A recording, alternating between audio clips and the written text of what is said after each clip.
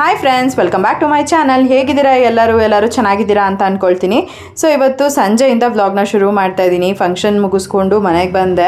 Fresh up ಆಗಬೇಕಾಗಿತ್ತು, but ತುಂಬಾ ಪಾಪು ಅಳ್ತಿದ್ಲು. ಅವಳ ಕಡೆ ನೋಡಿಕೊಂಡು ಅವಳಿಗೆ ಫೀಡಿಂಗ್ ಎಲ್ಲ ಮಾಡಿಸಿ ಒಂದು ರೌಂಡ್ ಮಲಗಿಸಿ ಅದು ಅಷ್ಟೊತ್ತಿಗೆ ನಾನು ಕೂಡ ಒಂದು ಸ್ವಲ್ಪ ಮನೆ ಕ್ಲೀನಿಂಗ್ ಎಲ್ಲ ಮಾಡ್ಕೊಬೇಕಾಗಿತ್ತು, ಅಪ್ಪು ರೂಮೆಲ್ಲ. ಸೊ ಅದೆಲ್ಲ ಕ್ಲೀನಿಂಗ್ ಮಾಡ್ಕೊಂಡಿದ್ದೆ. ಇನ್ನು ದೀಪ ಅವ್ರು ಕೂಡ ಬಂದಿದ್ರಲ್ವ ಫಂಕ್ಷನ್ಗೆ. ಅವರು ಡೈರೆಕ್ಟ್ ನಮ್ಮ ಅಪ್ಪನ ಮನೆಯಿಂದ ಆಮೇಲೆ ನಮ್ಮ ಮನೆಗೆ ಬಂದರು, ಅಂದರೆ ನನ್ನ ಜೊತೆನೇ ಬಂದರು.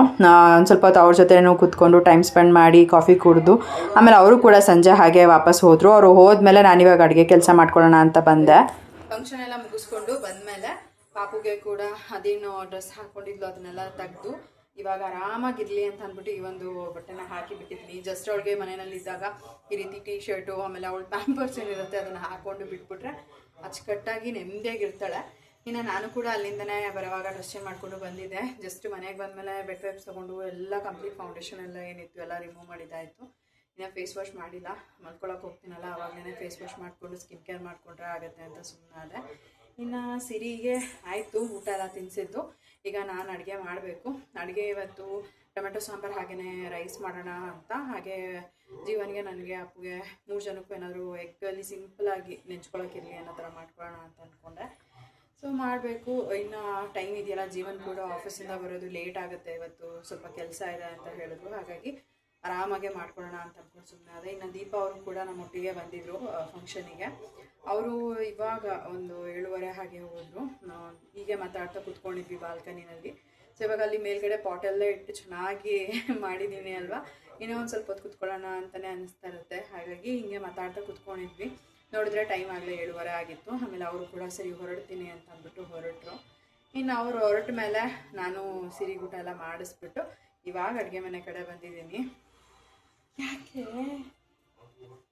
ಸುಮಾರು ಜನ ಕೇಳ್ತಿರ್ತೀರ, ಪಾಪುಗೆ ಈ ಥರ ಜುಟ್ಟು ಹಾಕಬೇಡಿ, ಅದು ತುಂಬ ನೆತ್ತಿ ಸಾಫ್ಟ್ ಇರುತ್ತೆ, ಜುಟ್ಟೆಲ್ಲ ಹಿಂಸೆ ಆಗುತ್ತೆ ಅಂತ ಅಂದ್ಬಿಟ್ಟು ನಾನು ಎಷ್ಟು ಲೂಸಾಗಿ ಹಾಕಿರ್ತೀನಿ ಅಂದರೆ ನೋಡಿ, ಹಿಂಗೆ ಅಳ್ಳಾಡ್ಸಿದ್ರೆ ಅಳ್ಳಾಡುತ್ತೆ. ನನಗೂ ಕೂಡ ಅರ್ಥ ಆಗುತ್ತೆ, ನಾನೇ ಅವಳ ಅಮ್ಮ ಅಲ್ವಾ.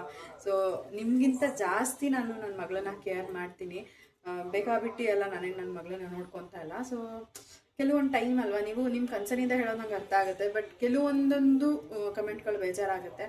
ಸೊ ಬೇಜಾರಾದಾಗ ನಾನು ಅದನ್ನು ಅಲ್ಲಲ್ಲೇ ಡಿಲೀಟ್ ಮಾಡಿಬಿಡ್ತೀನಿ. ಯಾಕೆ ಸುಮ್ಮನೆ ಪದೇ ಪದೇ ನೋಡಿ ಮನಸ್ಸಿಗೆ ನಾವು ಬೇಜಾರು ಮಾಡ್ಕೊಳ್ಳೋದು ಅಂತ ಅಷ್ಟೇ. ನಾನು ತುಂಬ ರಫಾಗಿ ಏನು ಹಾಕಲ್ಲ ನೋಡಿ. ಇನ್ನು ಕೂದಲೆಲ್ಲ ಬಿಟ್ಟರೆ ಅಲ್ವಾ, ಅವಳಿಗೆ ಇಲ್ಲಿವರೆಗೂ ಬಂದುಬಿಡುತ್ತೆ ಕೂದಲು. ಆಮೇಲೆ ಕಣ್ಣತ್ರನೇ ಅದು ಇದಾಗೋದ್ರಿಂದ ಅವಳು ಪ್ರಾಪರಾಗಿ ನೋಡೋದಕ್ಕೂ ಕೂಡ ಆಗಲ್ಲ. ಈ ಥರ ಹಾಕ್ಬಿಟ್ರೆ ಅವಳು ಆರಾಮಾಗಿರ್ತಾಳೆ ಆಟ ಆಡಿಕೊಂಡು, ನನಗೇನು ತಲೆನೋವಿಲ್ಲ. ಸೊ ಹಾಗಾಗಿ ಈ ಥರ ಜುಟ್ಟು ಹಾಕ್ಬಿಟ್ಟು ಬಿಟ್ಬಿಡೋದು, ಪಾಪು ಆಟ ಆಡ್ಕೊಂಡಿರ್ತಾಳೆ. ಇನ್ನು 2 ಜುಟ್ಟು ಹಾಕಿದ್ರು ಅಷ್ಟೇ, 1 ಜುಟ್ಟು ಹಾಕಿದ್ರು ಅಷ್ಟೇ. ಅವಳಿಗೆ ನಾನು ಈ ಥರ ನೋಡ್ತೀನಿ ಹಾಕ್ಬಿಟ್ಟು ಅವಳಿಗೆ ಆರಾಮಾಗಿದೆಯಾ ಏನು ಅಂತ. ಚಿಳ್ಳ ಥರ ಅನ್ಸೋದೆಲ್ಲ ನಾನು ಹಾಕಲ್ಲ. ಸೊ ಬನ್ನಿ ಇವತ್ತಿನ ಸಂಜೆಯಿಂದ ಬ್ಲಾಗ್ನ ಶುರು ಮಾಡ್ತೀನಿ. ಸೊ ಫಂಕ್ಷನ್ ಬ್ಲಾಗ್ ಅದೆಲ್ಲ ಏನಿದೆ ಫಸ್ಟ್ ಅವ್ರು ಹಾಕ್ಬಿಡ್ಲಿ, ಅದಾದಮೇಲೆ ನಾನು ಹಾಕ್ತೀನಿ. ಯಾಕೆಂತಂದರೆ ಅವರು ಪ್ರಿಪ್ರೇಷನ್ಸ್ ಎಲ್ಲ ಅದು ಇದು ಎಲ್ಲ ಇರುತ್ತೆ ಅಲ್ವಾ. ಸೊ ಎಲ್ಲನೂ ಒಂಥರ ಆರ್ಡರ್ ಆಗಿ ಬಂದರೆ ಸರಿ ಇರುತ್ತೆ ಅಂತ ಅಂದ್ಬಿಟ್ಟು ಹಾಗಾಗಿ ನಾನು ಅವ್ರು ಹಾಕಿದ್ಮೇಲೆ ನಾನು ಹಾಕ್ತೀನಿ ಬ್ಲಾಗ್ನ. ಇನ್ನು ಪಾಪುಗೆ ಇವಾಗ ಇಲ್ಲೇ ಒಂದು ಬೆಡ್ಶೀಟ್ ಹಾಕಿದ್ದೀನಿ, ಅವಳನ್ನಿಲ್ಲೇ ಕೂರಿಸ್ಕೊಂಡು ನಾನು ಅಡುಗೆ ಕೆಲಸನ ಮಾಡ್ಕೊಂಡ್ಬಿಡ್ತೀನಿ.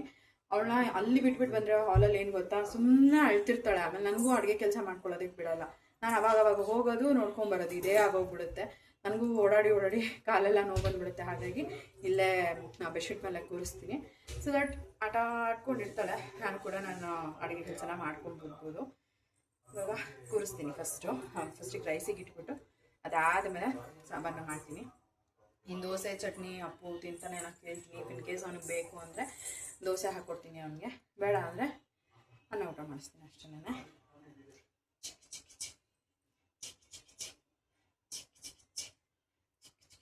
ಇವಾಗ ಎದ್ದು ಕೂತ್ಕೊಳ್ಳೋದು ಕಲ್ತ್ಕೊಂಡ್ಬಿಟ್ಟಿದ್ದಾಳ. ಆಟ ಆಡ್ಕೊಂಡು ಎದ್ದು ಕೂತ್ಕೊಳ್ಳೋದು ಎಲ್ಲ ಕಲ್ತ್ಕೊಂಡಿದ್ದಾಳೆ. ನನ್ನ ಮಗಳು ಎಲ್ಲ ಕಲ್ತ್ಕೊಂಡಿದ್ದಾಳೆ. ಕೂತ್ಕೊಳ್ತಾರ ಅವ್ನಿಗೆ ಇದೊಂದು ಟೀ ಶರ್ಟು ಒಂದು ಪ್ಯಾಂಪರ್ಸ್ ಹಾಕ್ಬಿಟ್ರೆ ಆರಾಮಾಗಿರ್ತಾಳೆ.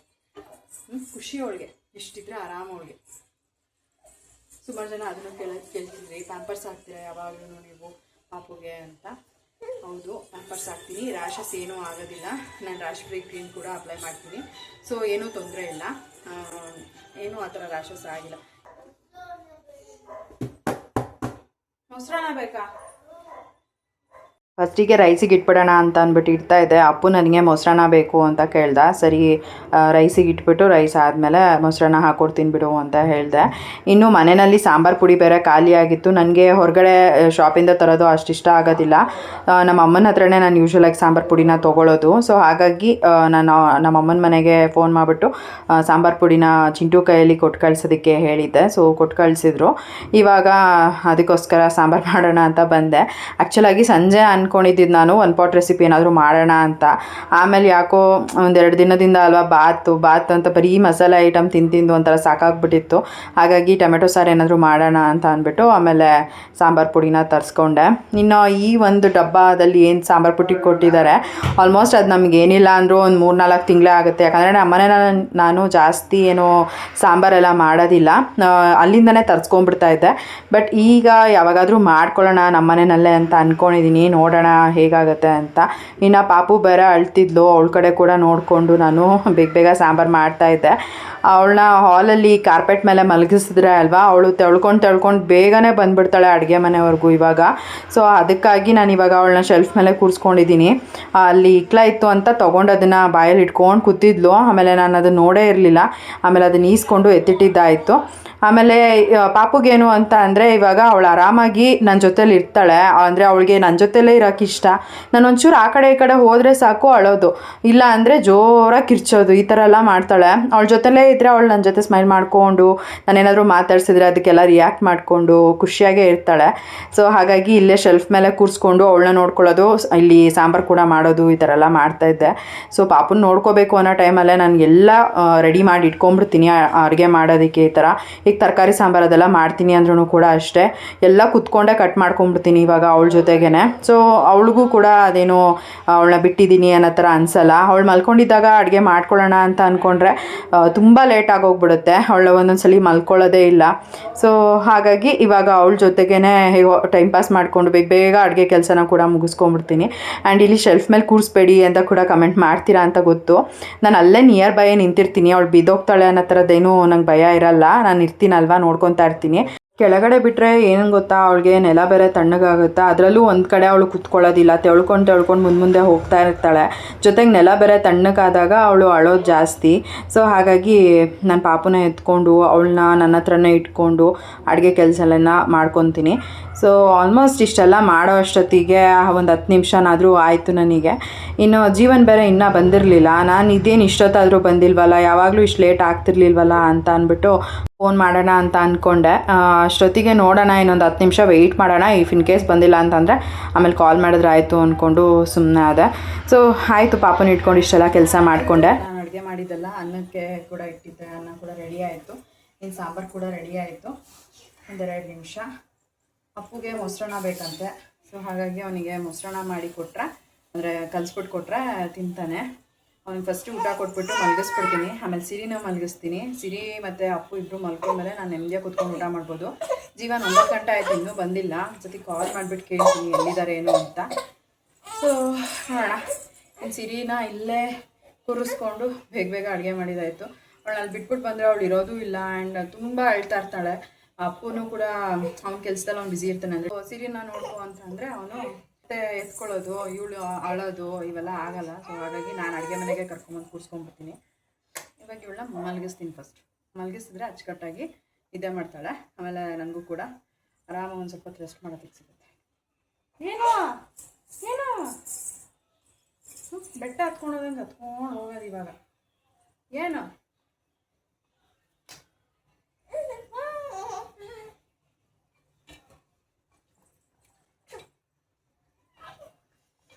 ಸಾಂಬಾರು ಪುಡಿ ಬೆಲೆ ಖಾಲಿ ಆಗಿತ್ತಾ, ನಮ್ಮ ಅಮ್ಮನ ಮನೆಯಿಂದನೇ ತರಿಸ್ಕೊಂಡೆ. ನೋಡೋಣ ನೆಕ್ಸ್ಟ್ ಯಾವಾಗಾದರೂ ಫುಲ್ ಬಿಸಿಲಿರುತ್ತಲ್ಲ ಅವಾಗ ನಾನೇ ಮಾಡ್ಕೊಳ್ಳೋಣ ಅಂತ ಅಂದ್ಕೊಂಡಿದ್ದೀನಿ. ನಮ್ಮ ಮನೆಯಲ್ಲಿ ಏನಂದರೆ ಜಾಸ್ತಿ ಏನು ಸಾಂಬಾರು ಪುಡಿ ಮಾಡ್ಕೊಳ್ಳೋ ನೆಸಸರಿ ಇರೋಲ್ಲ.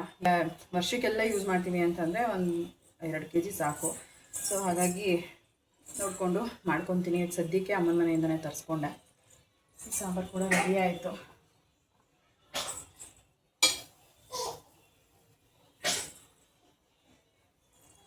ಏನೋ ಕೂದಲೆಲ್ಲ ಕಿತ್ತೋಯ್ತಲ್ಲ ನಿಂದು? ಹಾಂ, ಕಿತ್ತೋಯ್ತಲ್ಲ ಕೂದಲೆಲ್ಲ, ರಬ್ಬರ್ ಬ್ಯಾಂಡ್ ಇಲ್ಲ, ಏನಿಲ್ಲ.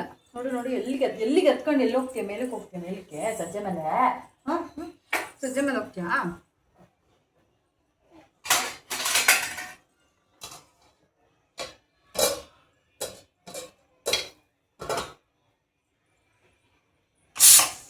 ಪ್ರೆಷರ್ ಇಳ್ದಿಲ್ಲ, ಪ್ರೆಷರ್ ಇಳೀಲಿ, ಆಮೇಲೆ ಹಾಕೋತೀನಿ. ಅಪ್ಪು ಬೆಳಗ್ಗೆ ಬೇಗ ಎದ್ದೇಳೋದ್ರಿಂದ ಅಲ್ವಾ ಅವನಿಗೆ ಬೇಗ ನಿದ್ದೆ ಬರುತ್ತೆ. ಅವನು 8 ಗಂಟೆ 8:15 ಅಷ್ಟೊತ್ತಿಗೆಲ್ಲ ಊಟ ಮಾಡಿ ಮಲ್ಕೊಬಿಡ್ತಾನೆ. ಬಟ್ ಇವತ್ತು ನನ್ನಿಂದನೇ ಒಂದು ಸ್ವಲ್ಪ ಲೇಟ್ ಆಯಿತು. ಅಡುಗೆ ಕೆಲಸ ಎಲ್ಲ ಮಾಡಿ ಅವ್ನಿಗೆ ಊಟ ಕೊಡೋ ಅಷ್ಟೊತ್ತಿಗೆ 9 ಗಂಟೆನೇ ಆಗೋಗ್ಬಿಟ್ಟಿತ್ತು. ಇನ್ನು ಊಟ ಮಾಡಿಬಿಟ್ಟು ಆಮೇಲೆ ಹೋಗಿ ಮಲ್ಕೊಂಬಿಡ್ತಾನೆ. ಬೆಳಗ್ಗೆ ಅವ್ನು ಮತ್ತೆ 5 ಗಂಟೆಗೆ ಎದ್ದೇಳಬೇಕು. ನಾಳೆ ಒಂದಿನ ಸ್ಕೂಲ್, ಅದಾದಮೇಲೆ 3 ದಿನ ರಜಾ ಅವನಿಗೆ. 4th ಸ್ಯಾಟರ್ಡೇ, ಆಮೇಲೆ ನಾಡಿದ್ದು ಫ್ರೈಡೇ ಕೂಡ ರಜೆ ಇದೆ, ಸಂಡೇ ನಾರ್ಮಲ್ ರಜಾ. ಸೊ 3 ದಿನ ಕಂಪ್ಲೀಟಾಗಿ ಅವನಿಗೆ ರಜಾ ಸಿಕ್ಬಿಡುತ್ತೆ. ಅಪ್ಪುಗೆ ರಜಾ ಇದ್ದರೆ ನನಗೂ ಒಂಥರ ರಜಾ ಇದ್ದಂಗೆ. ಇನ್ನು ಮತ್ತೆ ನಾನು ನೆಕ್ಸ್ಟ್ ಡೇಯಿಂದ ವ್ಲಾಗ್ನ ಕಂಟಿನ್ಯೂ ಮಾಡ್ತಾಯಿದ್ದೀನಿ. ನೈಟ್ ಜೀವನ್ ಆಫೀಸಿಂದ ಬಂದಮೇಲೆ ಊಟ ಮಾಡಿಕೊಂಡು ಮಲ್ಕೊಂಬಿಟ್ವಿ.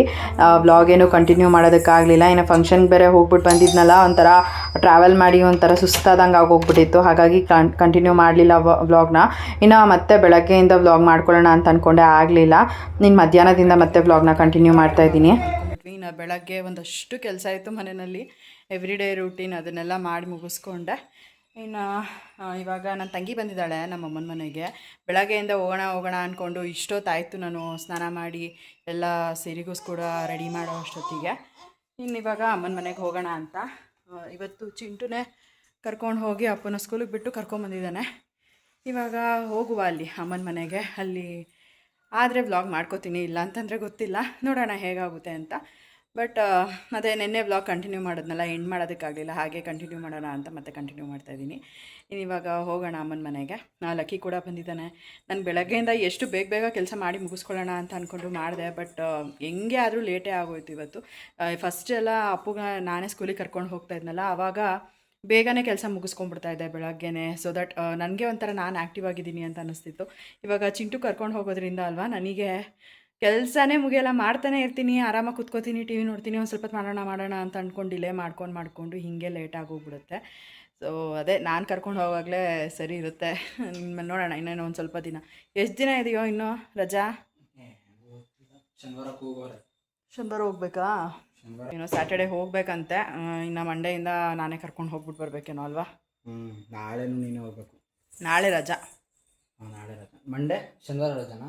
ಶನಿವಾರ ರಜಾ ಇಲ್ಲ. ಇಲ್ಲ 4th ಸ್ಯಾಟರ್ಡೇ ತಾನೇ? 4th ಸ್ಯಾಟರ್ಡೇ ರಜಾ. 2-3 ಡೇಸ್ ರಜಾ ಅಪ್ಪುಗೆ ಈಗ ಕಂಟಿನ್ಯೂಸ್ ಆಗಿ. ಇವಾಗ ಹೋಗೋಣ ಅಲ್ಲಿ ಅಮ್ಮನ ಮನೆಗೆ ಹೋದ್ಮೇಲೆ ವ್ಲಾಗ್ನ ಕಂಟಿನ್ಯೂ ಮಾಡ್ತೀನಿ. ಅಪ್ಪು ನೋಡಿದ್ರೆ ಎಷ್ಟು ಖುಷಿ ಪಡ್ತಾನೆ. ದಿವಸ ಎಲ್ಲ ಒಂದೊಂದು ಮಾಡ್ಕೊತಾನೆ.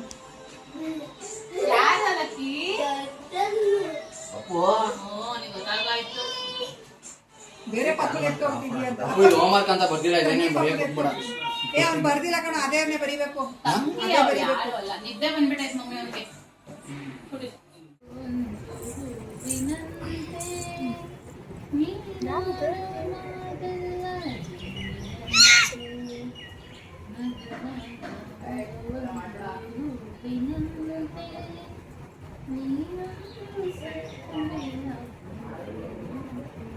ಚಿಕ್ಕ ಆಡಾಡ್ತೈತ.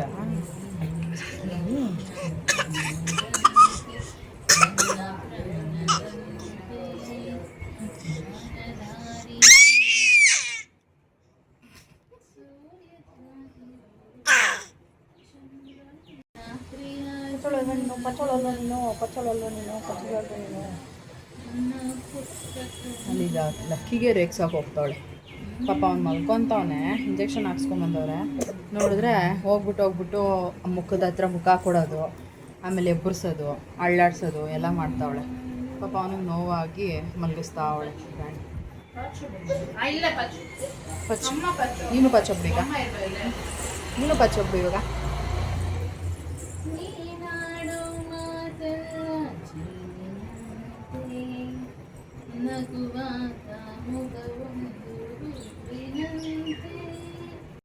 ಇನ್ನು ಅಪ್ಪು ಸ್ಕೂಲಿಂದ ಡೈರೆಕ್ಟಾಗಿ ಚಿಂಟು ಇಲ್ಲಿಗೆ ಕರ್ಕೊಂಬಂದಿದ್ದ ಅಲ್ವಾ, ಹಾಗಾಗಿ ಹೋಮ್ವರ್ಕ್ ಎಲ್ಲ ಏನಿದೆ ಅದನ್ನೆಲ್ಲ ಇಲ್ಲೇ complete ಮಾಡ್ಕೊಂಬಿಡ್ತಾನೆ.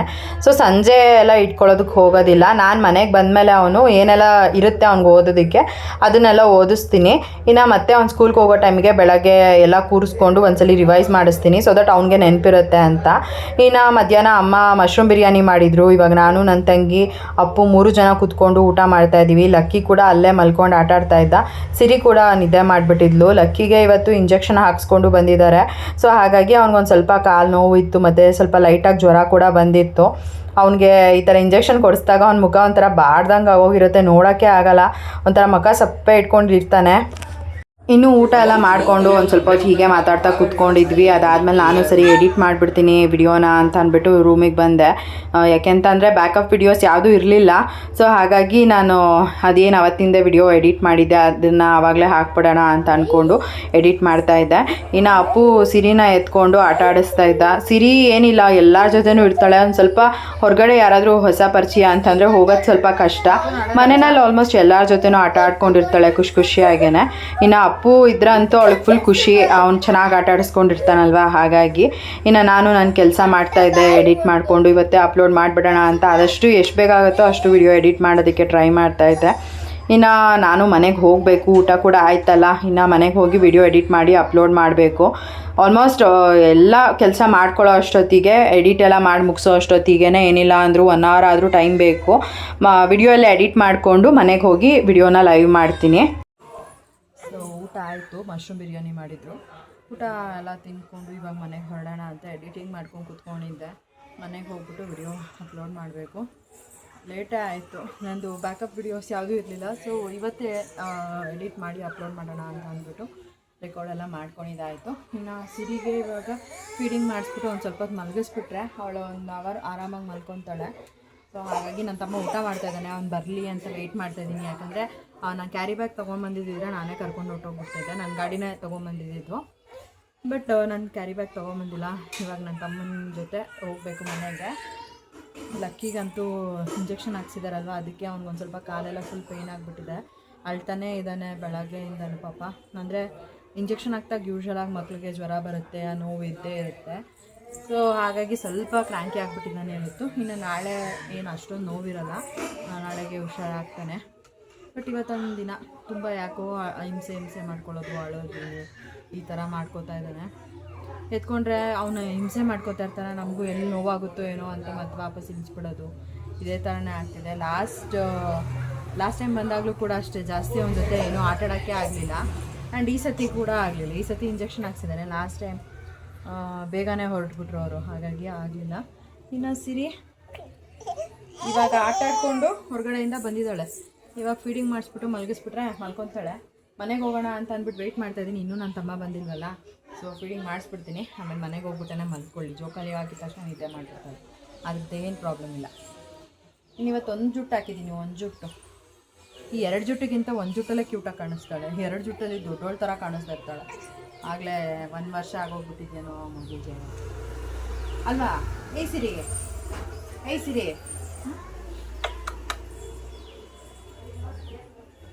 Hi hi hi hi. ಕಚ್ಚಬಾರ್ದು ಹಂಗೆ ಸಿರಿ, ಮಾಡಬಾರ್ದು. ಸುಂದ್ರಿ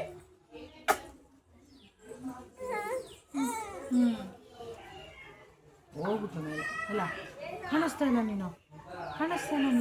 ಹಾಂ ಕಾಣಿಸ್ದೆ ಇವಾಗ. ಯಾರದ್ದು? ಸಿರಿನಾ ನೀನು? ಹ್ಞೂ ಹಾಯ್ ಹಾಯ್. ಎಲ್ಲರದು ಊಟ ಆಯ್ತಾ? ಕಾಫಿ ಆಯ್ತಾ? ಏನು ಮಾಡ್ತಾ ಇದ್ದೀರಾ? ಕೇಳ.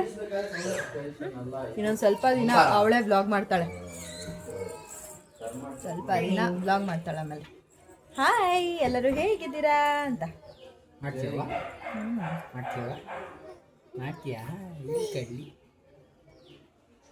ಚೆನ್ನಾಗಿ ಅಬ್ಸರ್ವ್ ಮಾಡ್ತಾಳೆ, ಅಬ್ಸರ್ವ್ ಮಾಡೋದು ಚೆನ್ನಾಗಿ ಮಾಡ್ತಾಳೆ.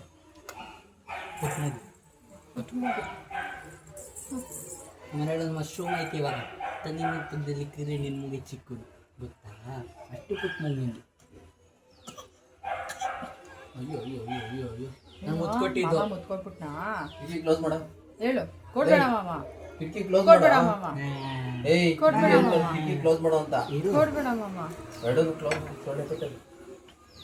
ಅಯ್ಯೋ ನೀವು ಸೊಳ್ಳೆಗೆ ನಮ್ಮ ಅಮ್ಮ ಮೆಣಸಿನ್ಕಾಯಿ ಗಿಡ ಬೇರೆ ಹಾಕವ್ರೆ, ಅದರೊಳಗೆ ಒಂದಷ್ಟು ಮೆಣಸಿನ್ಕಾಯಿ ಬೇರೆ ಬಿಟ್ಟವೆ. ನೆಕ್ಸ್ಟ್ ಟೈಮ್ ಬಂದಾಗ ಒಂದಷ್ಟು ಮೆಣಸಿನ್ಕಾಯಿ ಸಿಗ್ತವೆ. ಇವಾಗೆಲ್ಲ ಇನ್ನೂ ಒಂಚೂರು ಆಗಬೇಕು ದೊಡ್ಡದು. ಡಿಶ್ಶು ಸುಮ್ಮನೆ ಹೊಡಿತಲ್ಲ ಡಿಶ್ಶು ಡಿಶ್ಶು ಹಚ್ಕೊಡ್ತೀನಿ ಡಿಶ್ಶು ಹಂಗೆ ಹೊಡಿತೀನಿ ಡಿಶ್ಶು ಹಚ್ಕೊಡ್ತೀನಿ ಹೋಗಮ್ಮ ಹೋಗಮ್ಮ ಹಚ್ಕೊಡ್ತೀನಿ ಹೋಗಮ್ಮ ಏಯ್ ಹೋಗಮ್ಮ ಹೋಗಮ್ಮ ಹೋಗಮ್ಮ ಹೋಗಮ್ಮ ಆಯ್ತು ಹೋಗಿದ್ದೀನಿ ಡಿಶ್ಶು ಅವಳು ಮಾಡಲ್ಲ ನೀನೇ ಮಾಡಿಸ್ತೀಯ ಸುಮ್ಮನೆ ಬಿಡು ಅವಳ ಕೈನ ಹಾಂ ಮಾಡಮ್ಮ ಡಿಶ್ಶು ಮಾಡಮ್ಮ ಮಾಡ್ತೀಯಾ ಮಾಡಲ್ಲ ಗಬ್ಬಿ ಯಾರ್ದು ಪುಟ್ಮುಗಿ ಯಾರ್ದಮ್ಮ ನಿಂದು ಯಾರಿಗೋ ಕೊಡ್ಬೇಡ ಹೇಳು ನಂದೆ ನಂದೆ ಯಾರಿಗೂ ಕೊಡ್ಬೇಡ ಕೊಡಲ್ಲ. ಪುಟ್ಟು ಮಗು ಕೊಡ್ಬೇಡ ಕೊಟ್ಬೇಡ ನಿಂದು ಆ ಕೂದಲು ಇಟ್ಕೊಂಡು ಒಂದ್ಸತಿ ಎಳ್ದು ಬಿಡ್ಬೇಕು. ಎಳಿತಾಳೆ ಎಲ್ಲ ಎಳಿತಾಳೆ ಇದು ನೋಡಿ ಡಿಕ್ಕಿದ ಟ್ಯಾಬ್ನ ಹಿಂಗೆ. ಸರಿ ಹೋಗೋಣ ಮನೆಗೆ. ಇವತ್ತಿನ ಈ ಒಂದು ವಿಡಿಯೋನ ಕೂಡ ನಾನು ಇಲ್ಲಿಗೆ ಎಂಡ್ ಮಾಡ್ತೀನಿ. ಇವತ್ತಿನ ಈ ಒಂದು ವಿಡಿಯೋ ನಿಮ್ಗೆ ಇಷ್ಟ ಆಗಿದ್ರೆ ಲೈಕ್ ಮಾಡಿ, ಕಮೆಂಟ್ ಮಾಡಿ, ಶೇರ್ ಮಾಡಿ. ಇನ್ನೂ ಯಾರು ನನ್ನ ಯೂಟ್ಯೂಬ್ ಚಾನಲ್ನ ಸಬ್ಸ್ಕ್ರೈಬ್ ಮಾಡ್ಕೊಳ್ತಾನೆ ನೋಡ್ತಾ ಇದ್ದೀರಾ, ದಯವಿಟ್ಟು ನನ್ನ ಯೂಟ್ಯೂಬ್ ಚಾನಲ್ನ ಸಬ್ಸ್ಕ್ರೈಬ್ ಮಾಡಿಕೊಂಡು ನೋಡಿ. ಸಿಗೋಣ ಮುಂದಿನ ವಿಡಿಯೋನಲ್ಲಿ. Thanks for watching. ಬಾಯ್.